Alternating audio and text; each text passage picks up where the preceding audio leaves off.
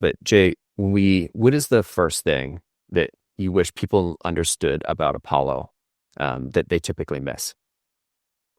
I think it's so easy to go from finding contacts or accounts to sequence that we tend to just use the same filters over and over again. And when everyone's doing the same thing in this kind of work, it stops being as effective.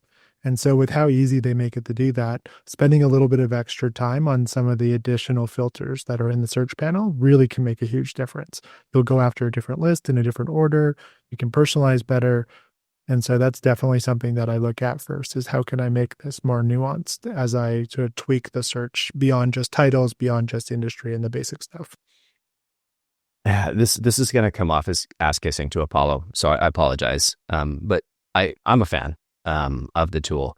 The uh, the thing that I really liked about it was the data and the sequencer together, and not just that they're in the same place and it's easy. It is great that I don't have to download, upload everything, but it's the integration of the two that I can stack a I've got my entire possible database that I'd want to reach out to, and I can stack that with like triggers and workflows, and I can mix those two together. I think one of the underrated features of Apollo is that those just work together. Whereas if you want to use, as Outreach and a Zoom Info, they absolutely work together, but you have to make them work together in a central repository, or there's an integration step. And, when you're getting two tools to work together, from my experience, we had both of those two tools previously. You can, even with Salesforce, it just never works quite as well as Apollo. So that's enough kind of brown nosing on my part. I'll try and hold myself back.